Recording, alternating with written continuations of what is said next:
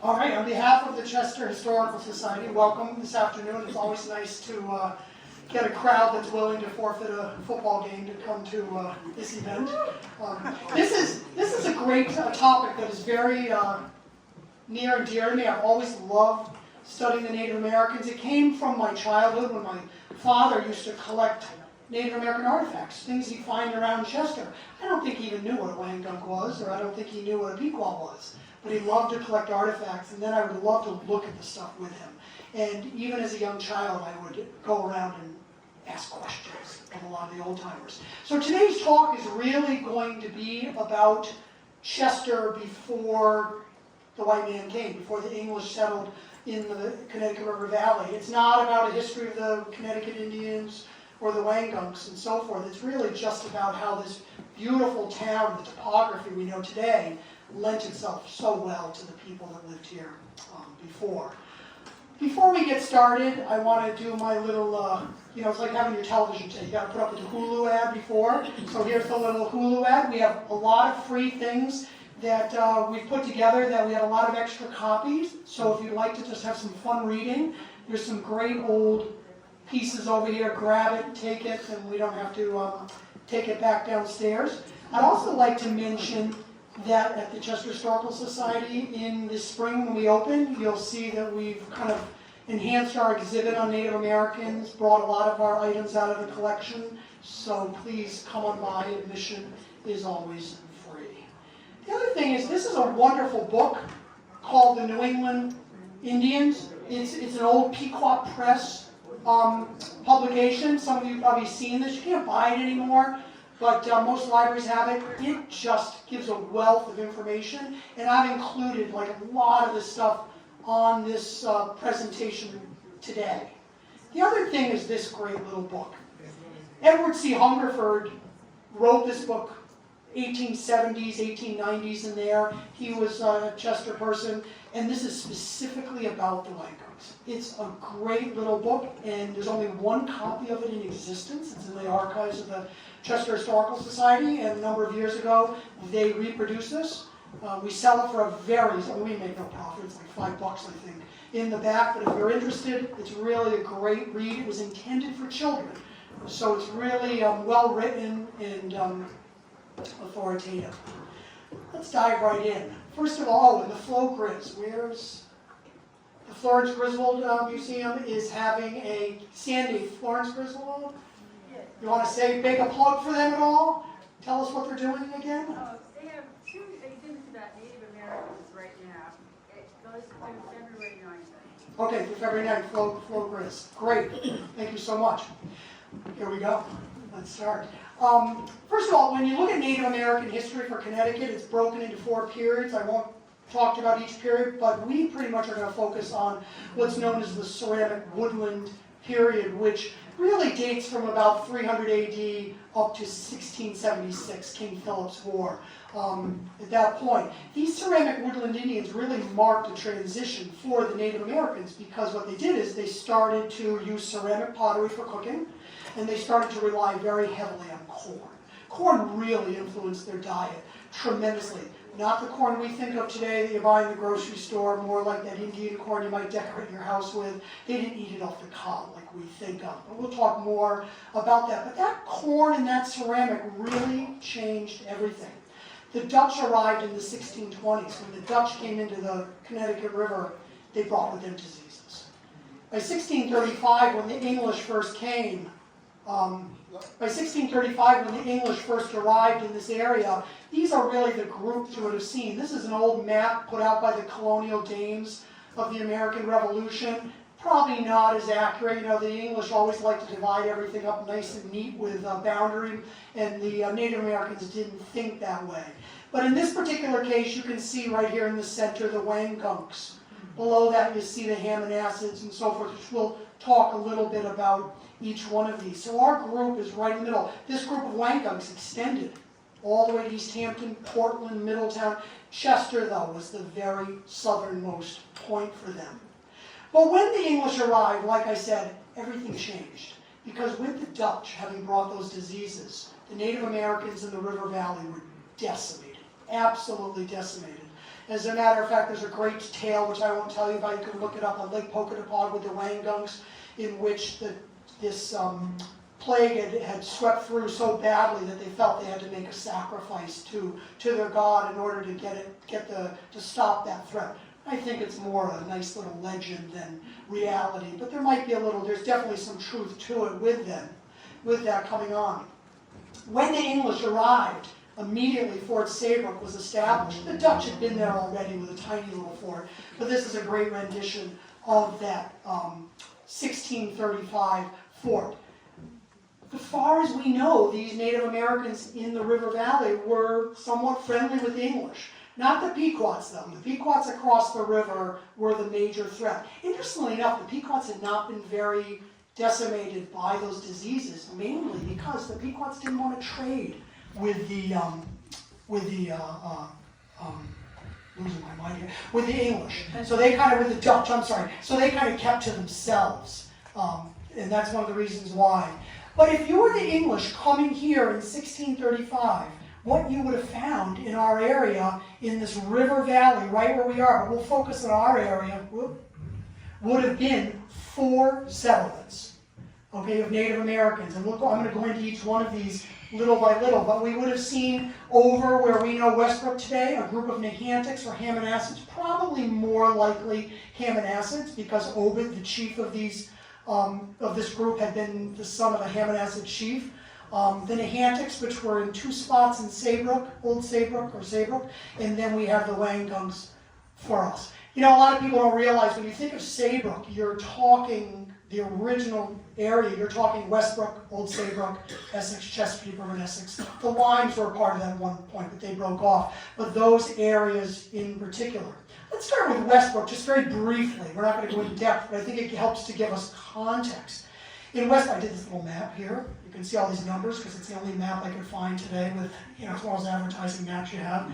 But anyway, what's really amazing is with these Native Americans, you can see these green stripes right down here in the bottom. This is today where Pilot's Point or Safe Harbor is, right here. And this was a settlement of these Hamanasids in here. What a perfect spot when you think about the topography with these 2 rivers, the Menekatusick and the Pochog River going through here, this perfect area. A lot of the embankments here, you can still see the shell middens or the shells from where the Native Americans would have shucked them. Great access out here into Long Island. Probably most likely grew their corn right along there, hunted probably up above. If you go today to the Westbrook Historical Society, they have a great collection of Native American artifacts, all found along this area here. It's a great story. Obed was their chief. Great story again, probably one of those stories that's more legend than anything else, but the story is that Obed's daughter had become very friendly with the Reverend Buckingham of Saybrook, and he had kind of taught her Christian ways, and Obed had become so distraught by that. And at one particular point, the daughter, again, legend, had fallen in love with a white man, and Obed had forbid that, and then she went off with him. And when he came across the river to get to her, they were carried out in a storm, never to be found again. Kind of sad, isn't it? But Obed was distraught by that, and never could quite overcome that. And supposedly he would make sacrifices at an altar.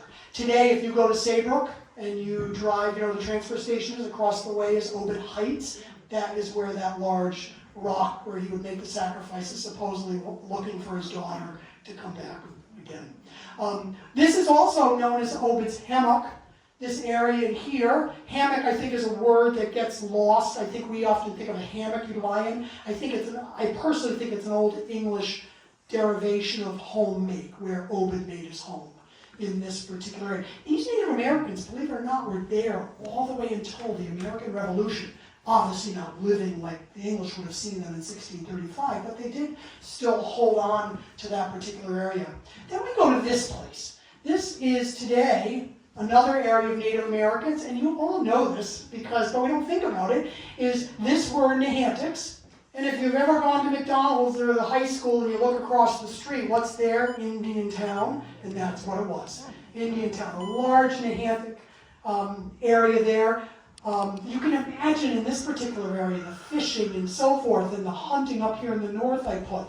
Over here is where the English first planted their corn, but guaranteed the Native Americans were planting this there also, and that's why it retains that name today. That's Cornfield Point, right there. So I think the thing that's neat about this, even Indian town, and people that live in Indian towns often will say, if you talk to people, you can't do anything in your yard without digging up artifacts there. What I think is really neat about these two particular points is this Native American is still with us. It's still with us with the names and so forth. The other one, before we jump into Chester, is, went a little too far there, I think I bounced around, is the same one I should have showed you, is there was a Native American encampment here in Otter Cove. These two are Nahantaks. This particular spot in Otter's Cove, right here on Ayers Point, is where they were. But this group extended up into Essex, whereas this group here pretty much was in this area. But you know what? It was all very fluid. They all overlapped. You all know Ayers Point. Any of you local history buffs know this is where David Bushnell tested the turtles secretly at night. A lot of people don't know that George Washington sent Ben Franklin on a secret mission to observe it, and he had to get into town without anybody seeing him, and he oversaw that and later wrote to Franklin in that particular case. But this group was very focused in Essex, that Ayers Point group. And you can almost imagine the moment when in 1647 they decided they were going to move beyond the fort in Saybrookes. The Pequot threat they felt was over. The sachem Uncas, who had befriended the English, felt these English kind of came under his protection. So in this particular occasion, just imagine 1647, right where that Essex Congregational Church is. They're standing, three Englishmen. I can think of two of them, Hyde and Pratt, and they're with Uncas's son, Ottawanahhood. And they're looking out over that beautiful area that is today Main Street. You can just imagine nothing there, beautiful. And they turned to Ottawanahhood and said, "What is this?" And they said, "It's Pataconk." And the English wanted that land. You could just imagine, nice harbor, nice coves and so forth. And Ottawanahhood became very good friends with the English. And the English said, if you ever read back in the old accounts, the English always said they always felt secure when they could look across the river, because Ottawanahhood had an encampment right across the river. And they said if they could see the campfire burning at night, they were safe. We all know Ottawanahhood because the English they're not going to call him by his native name, and his name was Joshua. And you all know Joshua Town Road led right to where Joshua had his encampment in that particular place. Joshua, interestingly enough, Ottawanahhood was so friendly with the English that when he died, he made it very clear he was not going to be buried in the royal graveyard in Norwich where his father was. And they brought him from Joshua Town down the river, and he was buried in Cypress Cemetery, which was highly unusual, but he wasn't buried, trust me, he wasn't buried with the English, buried far in the back, and I'm not even sure today they know exactly where his grave was. Well, when you think about these groups that I've told you about already, again, I want you to think to yourself, very fluid. A lot of these groups and the leadership were based on marriages. People don't realize a lot of time power came through the woman and the wife and so forth. So a lot of times marriages were made, in order to solidify alliances like between Hammanassids and Nahantaks. But our Wangunk group that we're going to talk about next was definitely focused northward, not southward, not across the river, and that is where we're going to start. When the English came to Chester, even though we don't know for sure, like we know exactly when those English stood looking over Pataconk, we know that event, but we don't know the interactions with the English, with the Wangunks to begin with. But the one thing we do know is that the Wangunks called this area Pataconk. And there was no question about that. And the reason we know that is because the English used that in their documents for quite a few decades into settlement. It was called this, and even in the Saybrook records, not all the time. You mostly see things like the North Quarter, it's being called. But every once in a while, you'll see Pataconk being used. And the English told the Native American told the English what Pataconk meant. Pataconk meant a hill used as a lookout point. It meant a wigwam-shaped hill, and it also was a place for sweating. which was a traditional Native American cure.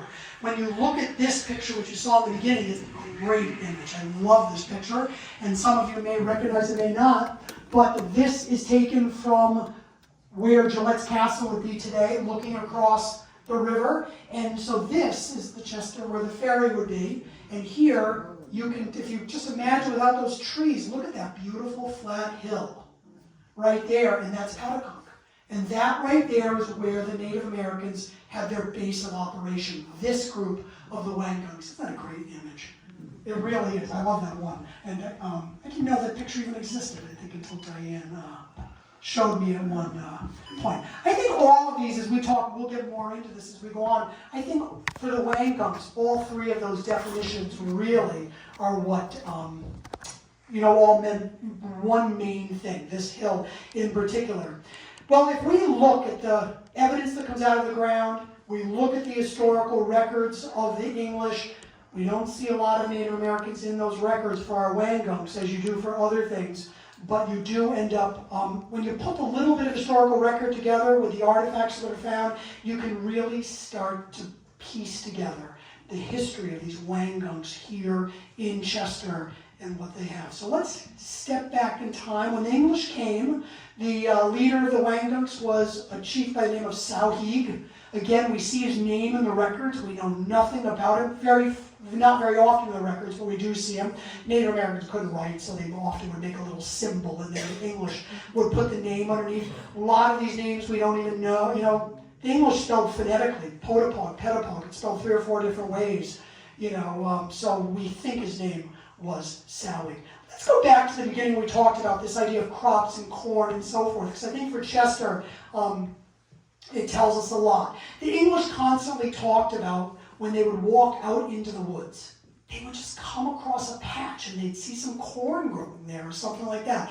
And that's the way the Native Americans worked. They didn't have planted fields like we think of today in this particular case. So what we often would see is these patches throughout the woods, and then when the Native Americans planted them, it's really a great farming technique. What they would actually do is they plant the corn first.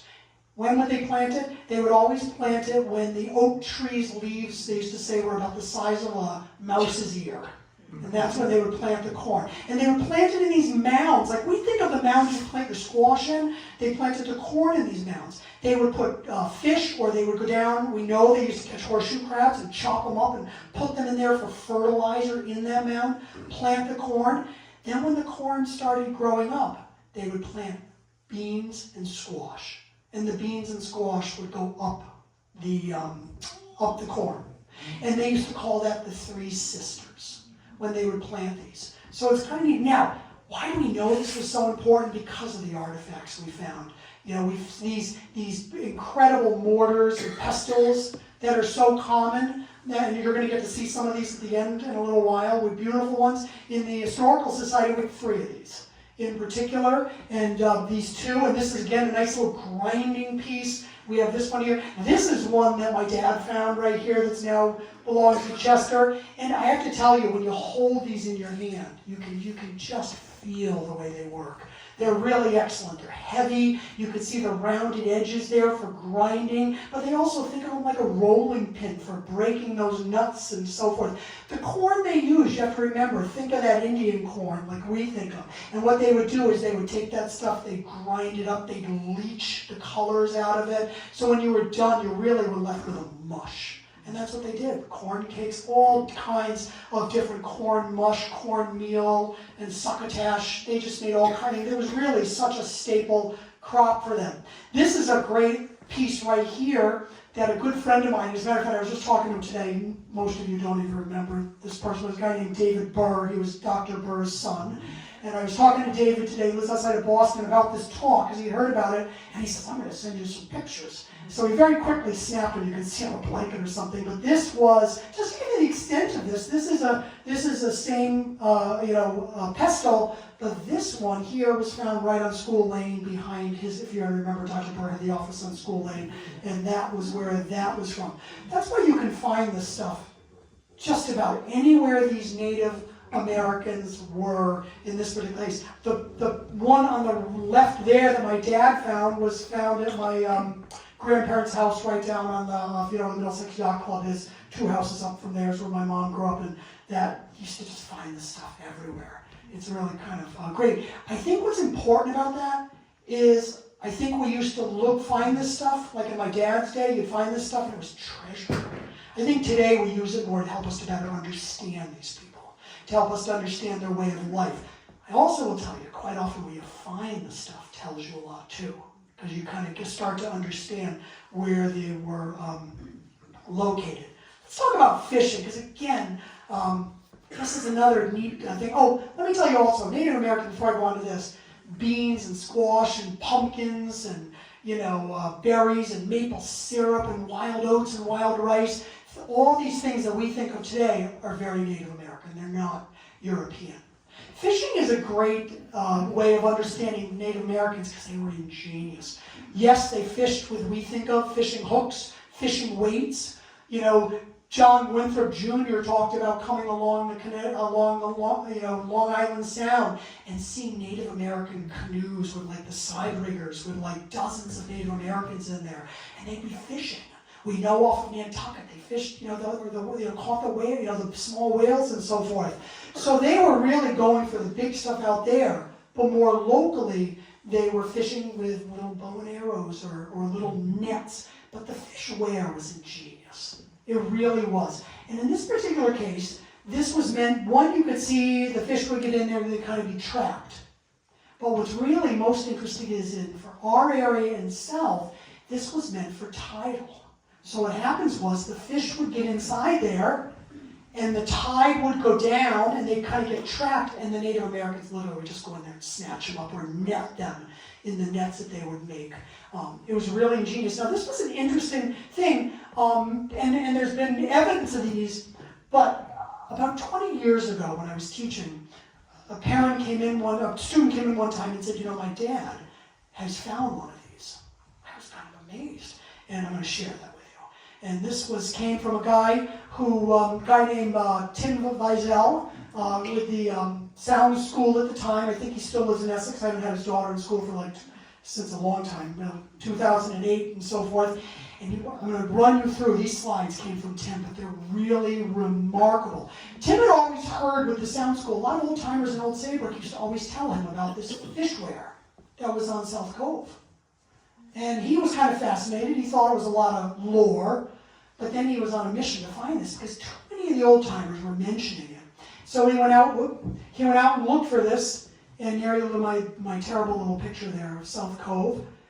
But right here, this is looking from, if you're, the causeway, the part of South Cove that's kind of enclosed, so you're looking down across toward the sound, and those old timers always told him right where it was.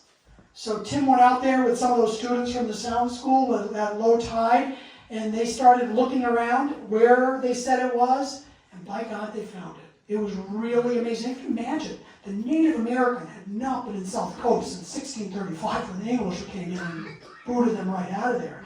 But what they did was they found a fence. They found the rock fence in a particular pattern. And what happened was what they would do, let me just bring one more forward. They would take branches from cedar trees and so forth and tie them together with the vines, and they would put them into this fence, but they would come right up to the high tide mark, or I'm sorry, just below around the low tide mark, I'm sorry. And then what would happen was the fish would all come over the top, and then when the tide went out, they'd be trapped. And they literally went right in there and scooped them up. It's kind of amazing. So the reason I say that is because darn well in Chester or in this great 1913, 1917 photo of Chester Creek, darn well that we have these here in our area. And you know very sure that in Essex, South Cove, North Cove, probably Falls River Cove, definitely had these throughout. But I think it's really amazing to think, here we are 400 years later, and that fishware is still there down in South Cove and Old Saybrook. It's really kind of cool when we think about it. Another, This is a great book, right? I had a lot of information from, in terms of understanding this time period. David Dudley Field wrote this great book in 1819. It's not even he didn't even write it. It's a statistical account of Middlesex County. He gathered every piece of data you can imagine. In our data-driven world today, this guy would be a god. Because I'm talking, he counted every pig and sheep in Chester, and everywhere. But what's really wonderful about this document is he actually talks about specific topography or landscape. He talks about those Native American areas of encampment and so forth. And when you look at what he talks about, you kind of get a clearer picture. Like, I'll tell you, the one thing that I thought was really quite remarkable is when he talked about how much woodland we still had. And you could start to begin to think about these Native Americans as they would be, making canoes and so forth. They made two types of canoes, for example, birch bark canoes and what we would think is dugout canoes. Birch bark canoes you would have seen on Cedar Lake.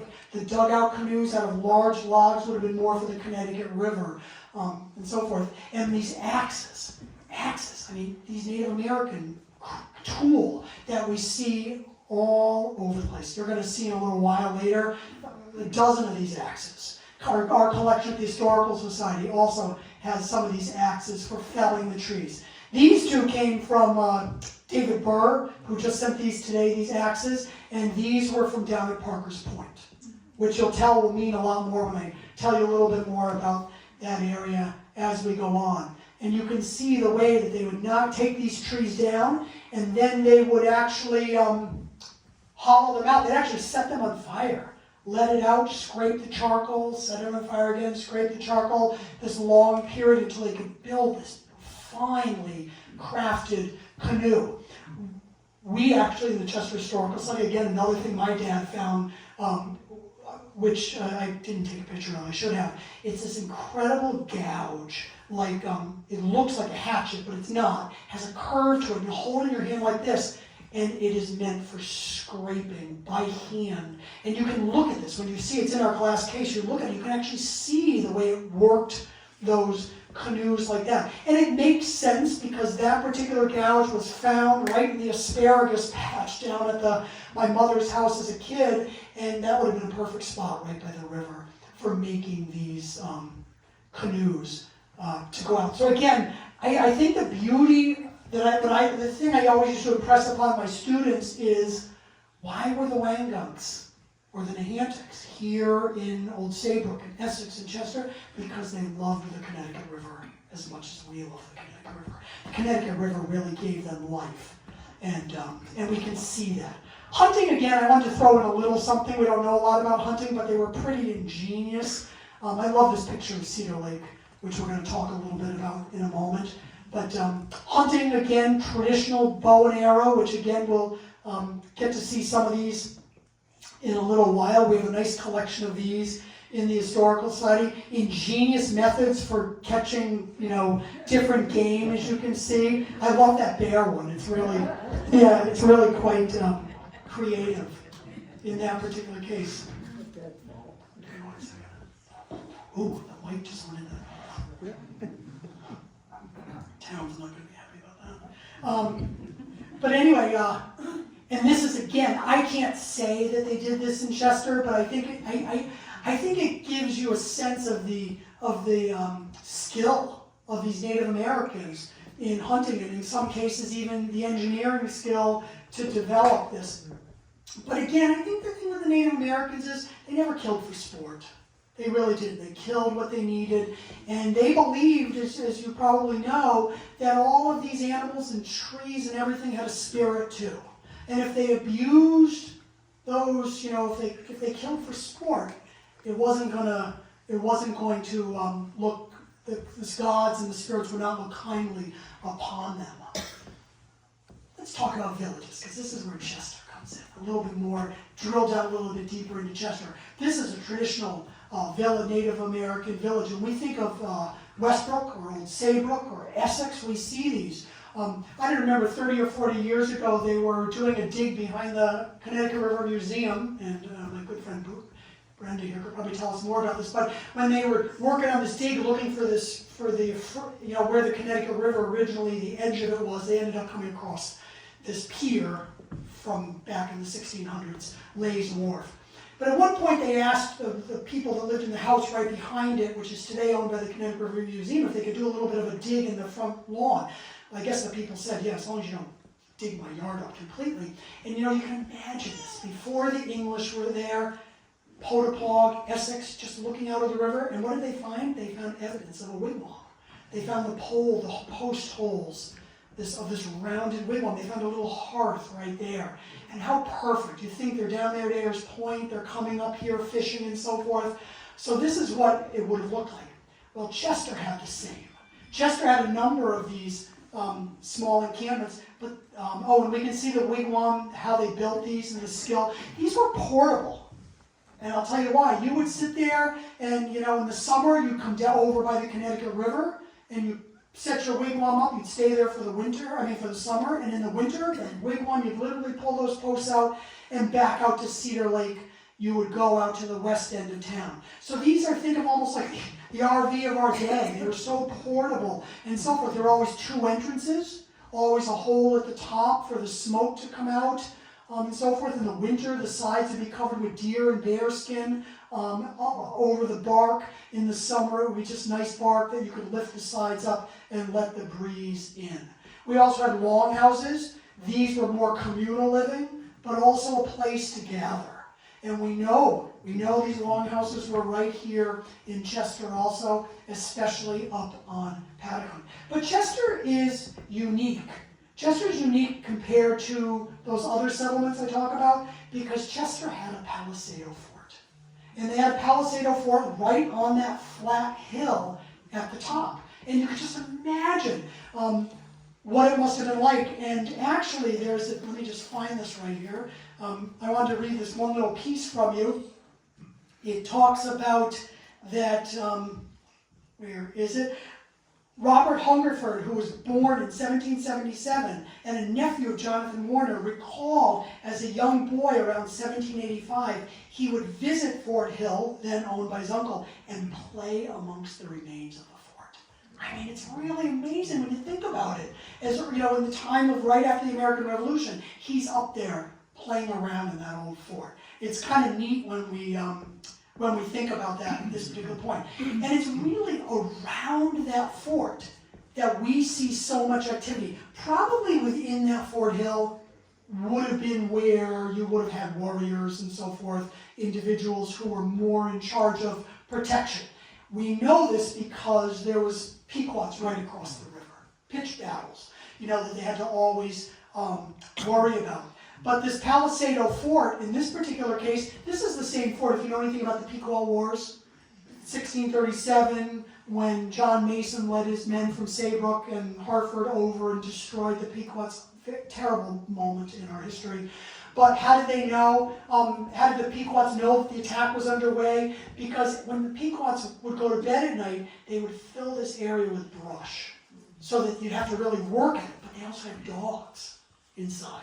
And those dogs would warn them. And in the case of the attack on the Pequot Fort in 1637, John Mason actually writes in his diary account that the dogs started barking. They knew they were under attack. So I guarantee that our fort had similar.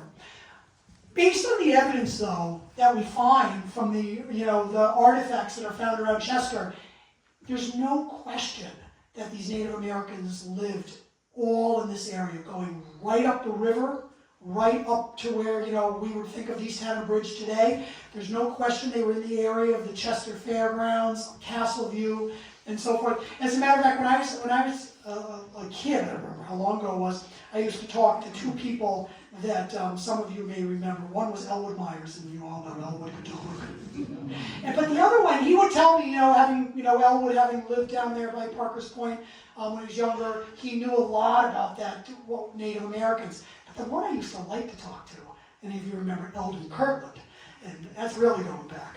But Eldon Kirtland, my grandma used to do the books for him, and I would get to go up there once in a while and to his little workshop behind his house, and he would talk to me about these Native Americans. And he told, not the Native Americans, specifically the Wangangs, but he would talk about the way that, Parker's Point was really a focal point for these Native Americans, and also down to that Fort Hill. He said there used to be a road that used to cut right across Castle View and the Costelli's Dairy that went down to Parker's Point, and the Costellis, I think, plowed that all in later on. But these old timers, boy, they knew. And I got to tell you, Eldon Kirtland once told me that you wait for a good cold winter, real cold, and he goes and you go check out the Chester Fairground parking lot, and he says the points just come right up through the ground. I never had that much luck. I think I may have found one, but by God, a couple of years I would hop the fence all over my grandfather's house and go into that and hope to find a few. It kind of kept the drive for me going in this particular case. It's kind of interesting that when I talked also about this fort, Eli Warner, who was a judge from Chester, again, this Warner family, lived in the big house at the corner of East Kings Highway and 154, and they owned all that land, including Fort Hill or Pataconk.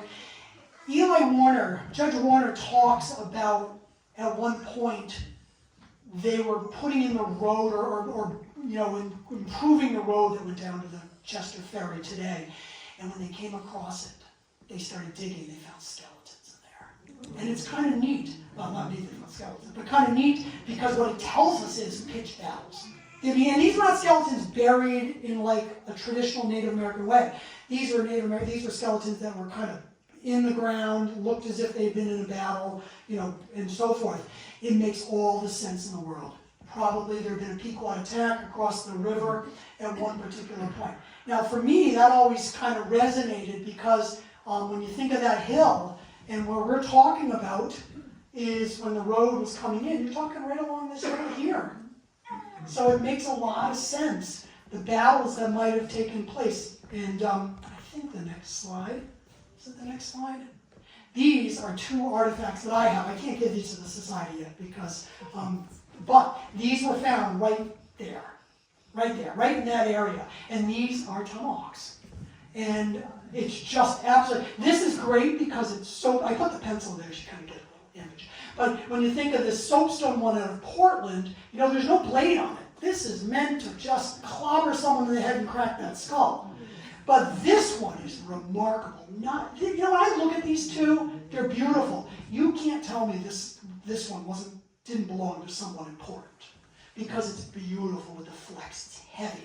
The point comes down in a way that I gotta tell you probably just popped someone hard in the skull and they were down for the count forever.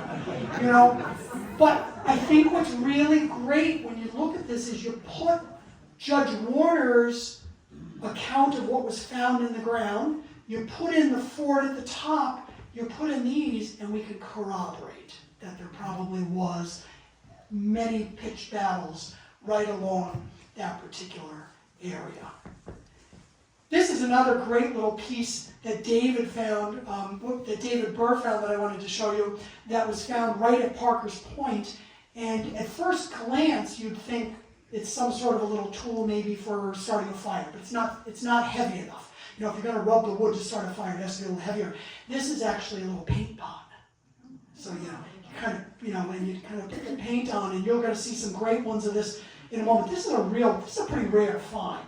But again, it makes a lot of sense. When we were little kids, and we'd be playing down on the river at my grandma's house, we used to collect the stones. I'm sure some of you might have done this too. And we would put some water on it, rub some stones together, and it would make a little, and we'd rub it on our face. It's called Indian paint. And it's the same kind of stone that you see there. I wanted to throw these in here just because this cover over here, which I'm going to talk about in a little while, Jim Goodrich has brought some artifacts to show you. But these are effigies. These are religious pieces. They are so rare. I've only ever seen these in the Peabody Museum until I saw Jim's collection.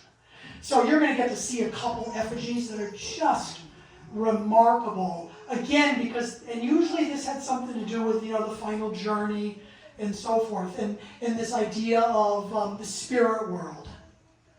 Other different pendants, very rare. Never seen any of these. Again, Jim can show you some of these too. Langdon artifacts too. But I wanted to show you again, let me just jump forward here, get back to where I was talking about.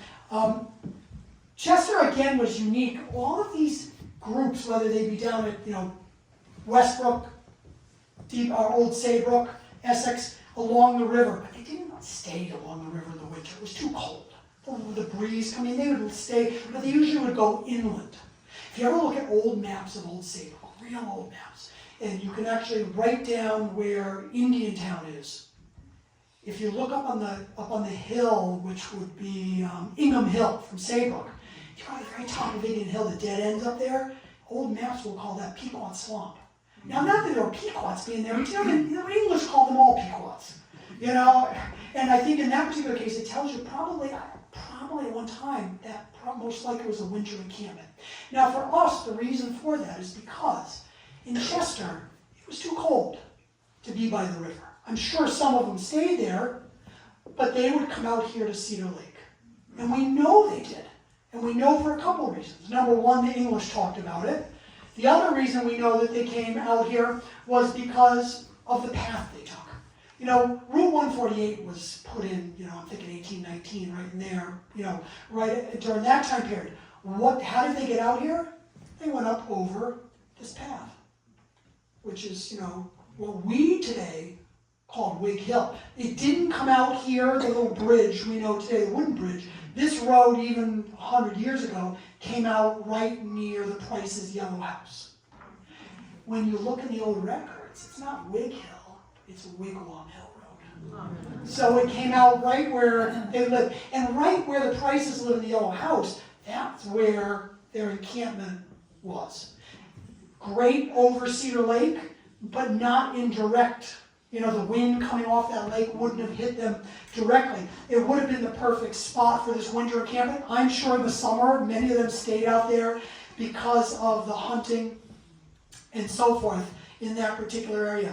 The other thing that I think is really neat is that if you actually look at David Field's book, I showed you the statistical account, he tells us, as does the early records of Chester tell us, that there were only 2 ponds in Chester when the English came.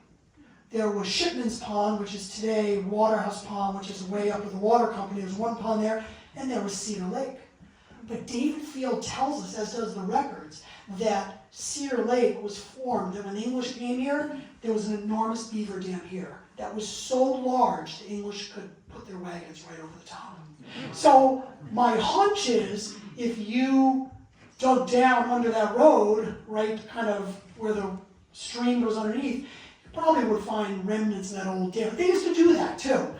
Straits Road has like corduroy under it. There's old logs underneath Straits Road in Chester when they tried to clear the swampy area and right there. So that old record tells us a lot, but you have to imagine, wouldn't it just have been beautiful? Chester, thinking of that lovely streams coming down and so forth in this Wangunk area. Chester also has something unique. Let's talk about burials for 1 second, so we're kind of moving on. I told Carrie I wouldn't go beyond 45 minutes. I think I already reached that point. Keep going.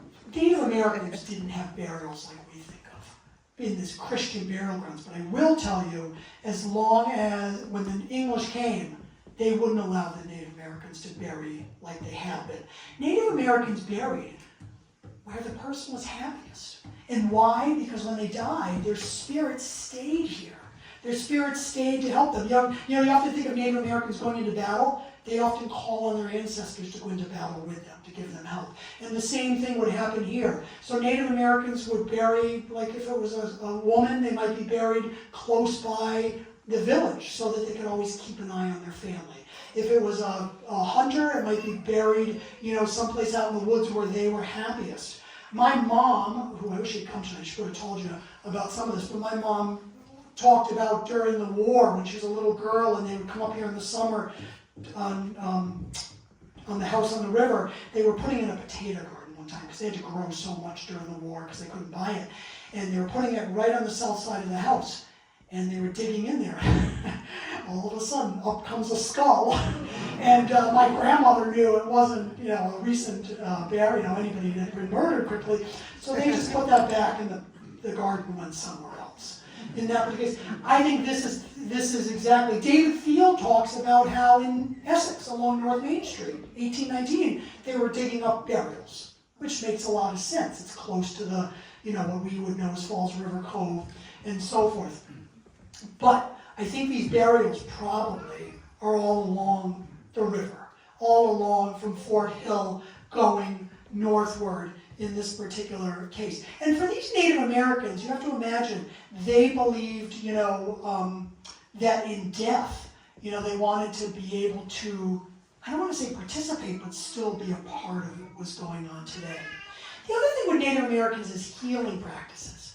Native Americans believed in the sweating pit. And the sweating pit was kind of like when you were really sick, they had these holes deep in the ground. And they would actually build, have a fire next to it. They'd heat up these rocks till they were just glowing, literally. They'd roll them in with sticks into the bottom of the hole, put deer and bear skin on top, put that person on top, cover them over, and literally sweat the sickness out of them if they didn't kill them. And then they would plunge them into the river.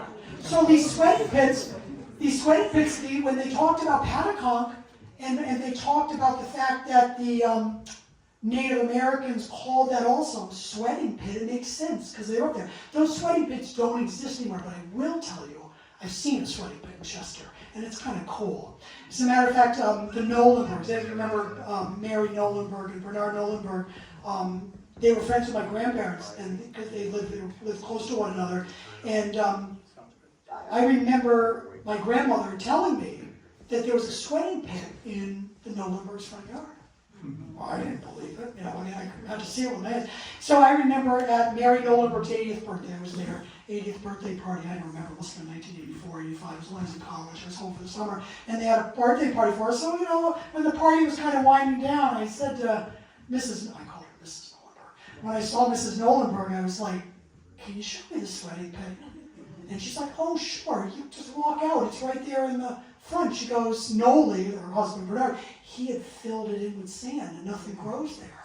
By God, I walked out there and there it was, this big hole filled with sand, just ever so concave. So it makes a lot of sense if you think about it, the proximity to the Parker's Point and so forth. Another great little story that I'll bet you 95% of people in Chester don't know is that when the English first came to Chester, Parker's Point was a key place for them to disembark, just because of the flatness of the land. And anyway, again, they built in what we know as Chester Center today, but they would still embark there. The first burying ground of Chester is actually down on Parker's Point, and most people don't know that. And as a matter of fact, on the inside cover of the Congregational Church Records, I think it is volume 3, they actually state in that, in there, it says, volume 3, inside the cover, it says, 20 are buried in the old yard at Parker's Point. Not to be mistaken with the old burying ground, the old yard. That there's 20 buried in there, and they also said, not in that record, but I had always heard that Native Americans were buried there also. So that same day I asked Mary Nolenberg where her sweating pit was. I said, where's that burial ground? And she said, and if you look at the land documents from that piece of property, my God, right in the land, the earliest land documents, it states the burying ground as a demarcation point. And Noli had figured it out, and it's right there on the left when you go in the driveway, right there. You can kind of see a little bit of an indentation in that particular spot. So Chester, again, the written record isn't really that, we just don't know that much about what ended up happening. Whoop, I didn't want to stop that, sorry. We don't really know a lot about the written record, but what we do know is that the Wangunks, by 1662, early on, the Wangunks are already, the English are already trying to take their land. They're already making deals with them. The Wangunks are selling them large tracts of land, but they were not going to take the land. Like the Wangunks held on to that land that went from the Fort Hill northward to the East Haddam Bridge. And as a matter of fact, all the way until 1705, the Wangunks came before the state legislature, the colonial legislature, that their land had been trespassed upon. And the Saybrook selectmen were going to deal with it, but their records lost how they dealt with it. You and I can probably guess how they dealt with it in that particular case. As late as 1764, the Wangunks had that reservation on Chester. They didn't own Fort Hill. That was probably Jonathan Warner, but that area to the north, they actually were in control of that. And as a matter of fact, I was just looking up yesterday when in 1771, Captain Joel Canfield said, 1771, Captain Joel Canfield was born in Chester, and he remembered that the Wangunks would come all the way through the 1700s, would have gatherings on the reservation. They would come and have gatherings. So it's kind of neat, I think, when you think to yourself that until probably after the American Revolution, the Wangunks were continuing to take this area as their own and claim it. The last sachem of the Wangunks, or chief of the Wangunks, was a man named Dr. Robbins. He died about 1757, and that's kind of when we consider the Wangunks kind of moved. They're gone.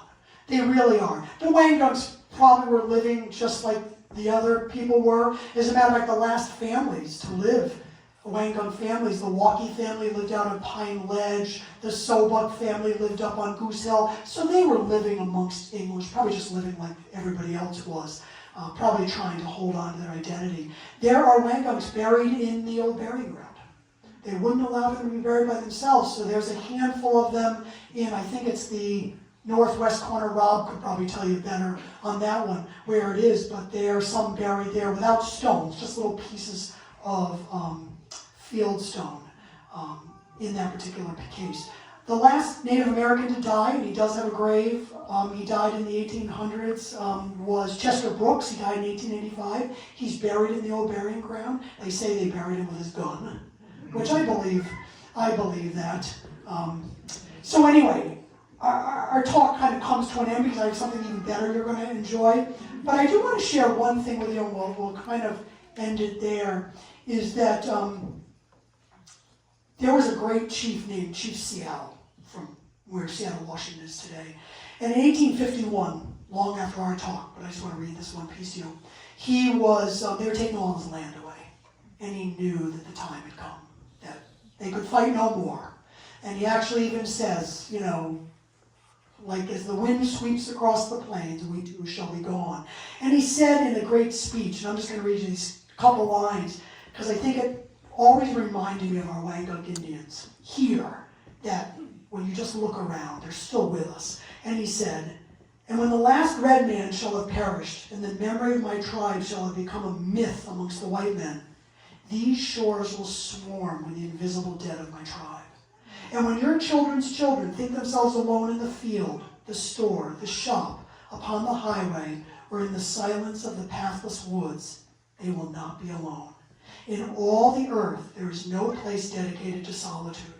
At night, when the streets of your cities and villages are silent, and you think they're deserted, they will throng with the returning hosts that once filled them and still love this beautiful land. The white man will never be alone." And that's kind of the way I think of our Wangunks. They're still here with us.